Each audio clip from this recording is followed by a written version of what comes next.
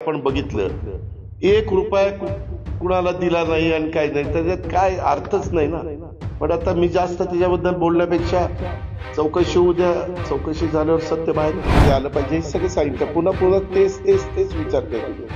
आता ती चौकशीमध्ये त्यांनी करताना ज्याला कोणाला काय माहिती असेल त्यांनी द्यावी तिथं. तुम्ही आता बोलताना असं म्हणाला की निवडणूक आल्या की आम्हाला सातत्याने बदनाम नाही बदनाम नाही, तसं नाही. अश्लील प्रकरणं निघतात. आता ह्याही प्रकरणात तुम्ही जर तसं बघितलं तर ह्या प्रकरणाचा कागदच होऊ शकत नाही.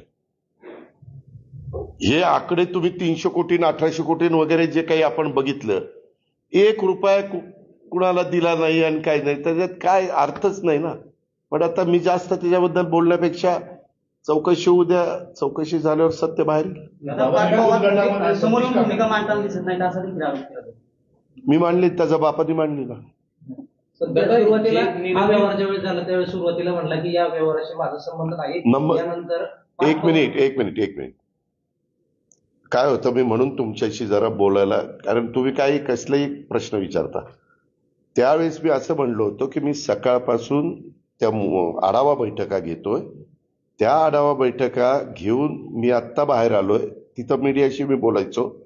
मी उद्याच्याला मात्र संध्याकाळी म्हणजे मी सगळी माहिती घेऊन तुमच्याशी बोलीन. आणि त्या दिवशी बोललो, दुसऱ्या दिवशी संध्याकाळी बोललो. कारण आपल्याला ज्या गोष्टीची अजिबातच माहिती नव्हती ती माहिती घेतल्याशिवाय मी बोलतो.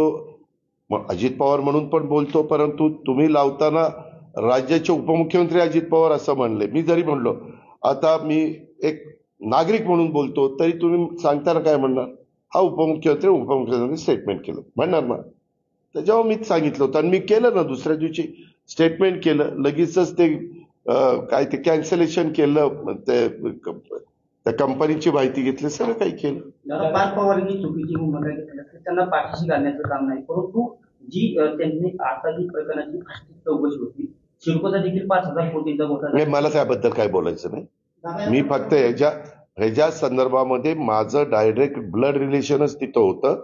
म्हणून मी सांगितलं की ही चौकशी व्यवस्थितपणे झाली पाहिजे. मुख्यमंत्र्यांनी पण ते ताबडतोब सूचना दिल्या, त्याच्यामध्ये GR पण काढला आणि चौकशी झाली. त्या दिवशी मला वाटतं नोंदणी कार्यालयावर धाड पण पडली, म्हणजे पोलिसांनी रेड पण टाकली कागदपत्र वगैरे जमा करण्याच्या करता. असं या प्रकरणामध्ये पहिल्यांदा खरेदीदार नाकारले होते साहेब निबंधकांनी, असं एक तक्रार आहे कोर्टाच्या नागरिकांनी केलेली.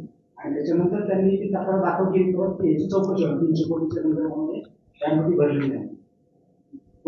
तक्रार झाली. मी आपल्याला सांगू का साहेब, मी काय मगाशी म्हणलं, ह्या राज्याचं ACS additional chief secretary revenue आणि राज्याच्या 12 कोटी जनतेच्या मुख्यमंत्र्यांनी सूचना केली की त्यांच्या अध्यक्षतेखाली चौकशी करायची आणि काय काय त्या चौकशीमध्ये आलं पाहिजे हे सगळं सांगितलं. पुन्हा पुन्हा तेच विचारताय तुम्ही.